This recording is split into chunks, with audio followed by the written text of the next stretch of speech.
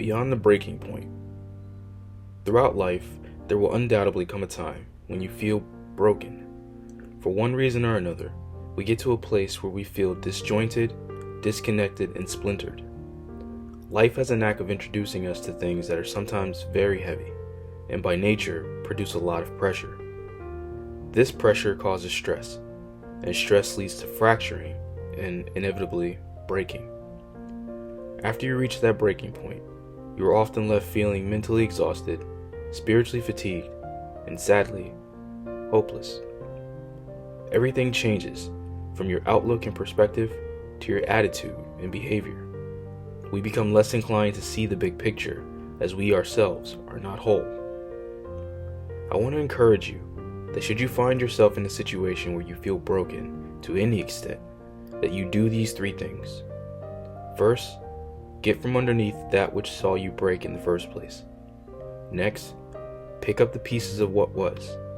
And last, build yourself back up. Get from underneath it.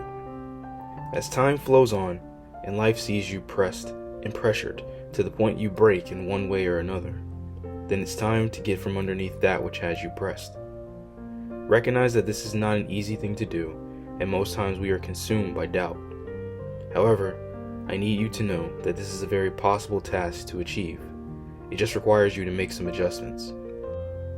Maybe you lost something, or rather, someone, and you are blinded by the fog of uncertainty as to life without them. Seek counsel. Maybe you have experienced an illness, injury, or setback, and what was your normal now becomes foreign. Give yourself mercy and get to a place where you can establish a new normal. Those were just a couple of examples that illustrate ways you can get from underneath a heavy situation. I'm not saying that this will fix the damage that has been done. That comes later. The point of this is to bring you to a place where you can start to accumulate and utilize one of your greatest assets: hope. The passing of my lady brought with it waves of unfavorable conditions. Everything from financial burden to emotional distress and mental fatigue. The lighthearted tone of what we had soon shifted into heavy-handed emotional pressure. Being left in a state of brokenness with no resolution felt like I was holding up a building. That's how intense that pressure was.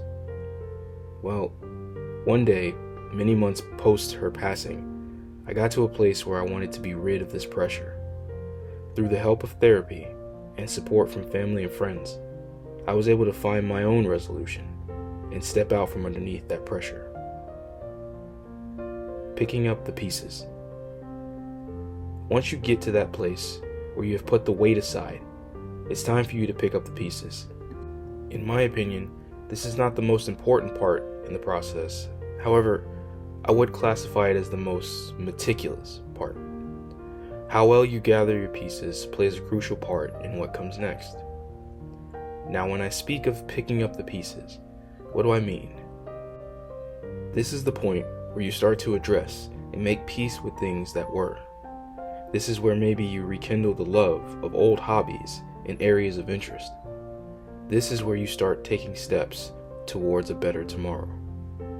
By adjusting your perspective, you begin to see that the big, bright sun that used to brighten your skies has now become a sea of stars that act like nightlights in your current darkened sky.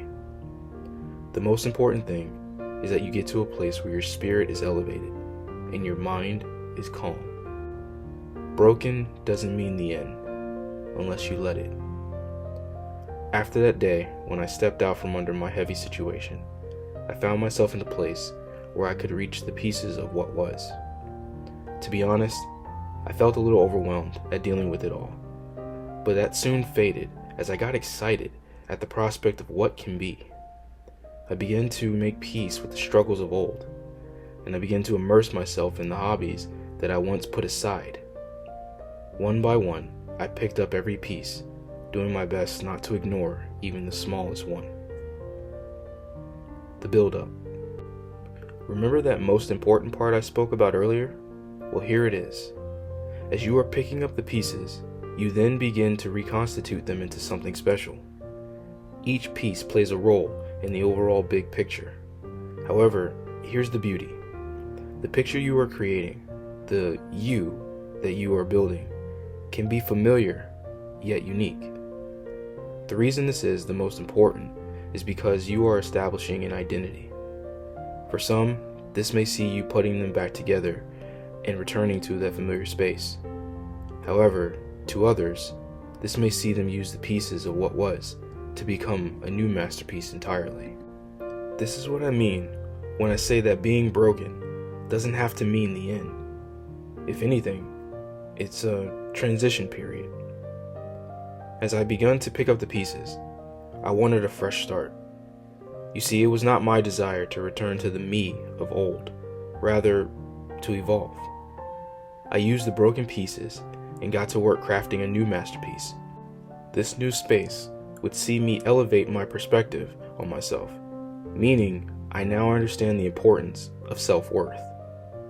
This new space sees me use my talents in areas of interest to create bridges to hopefulness in not just myself, but in the community.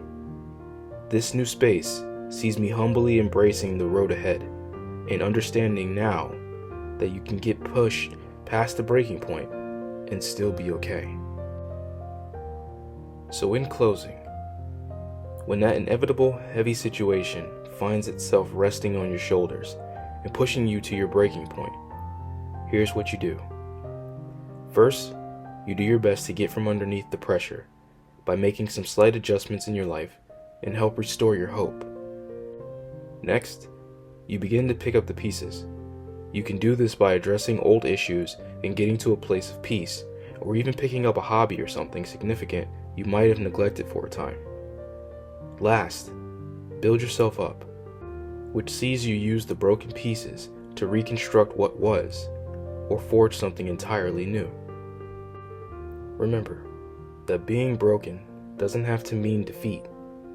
It just gives you a new avenue by which to build your path to victory. Go forward and be blessed. You got this.